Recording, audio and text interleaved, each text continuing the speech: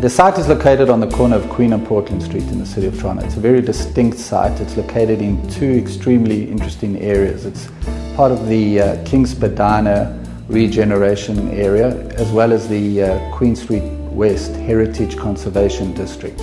Two very important neighbourhoods within the city of Toronto.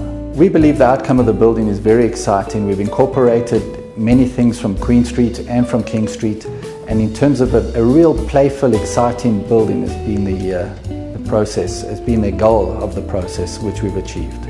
Multiple cladding materials have been used. We've stuck with a lot of brick, which is unlike the modern aesthetic that you see in these days where glass is the modern material of choice. We've used brick in multiple colours and a lot of detailing with the brick to relate to our context. And with that, we've contrasted it with the glass with a very fine grid of glass, relating also again to the modules along Queen Street and to the finer grain that you see along Queen Street and that playfulness you get along Queen Street with the retailers and aesthetic.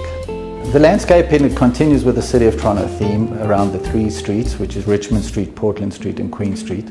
We use the typical trees, the street trees along all the major sidewalks.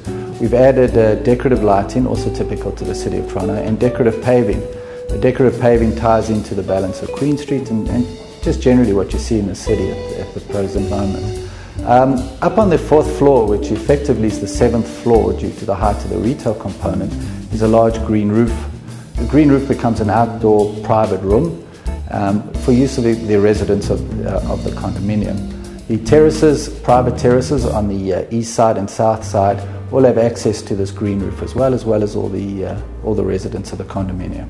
The mix of architectural styles is unique, and I think it's extremely appropriate in this diverse community, which is great, and I think it will really work well for this project.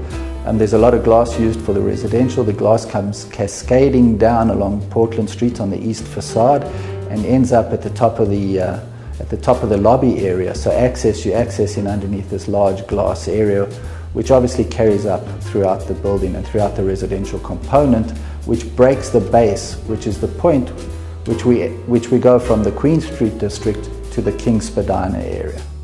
From the outset, this project has been great. It's been fun working with RioCan and Tribute Homes. It's been excellent. The group of people are fantastic. The project's exciting and it's just coming together really nicely. It's just one of those projects that that works well, and we'll be really proud of it, and the architecture will be proud of, and the whole team has worked excellently.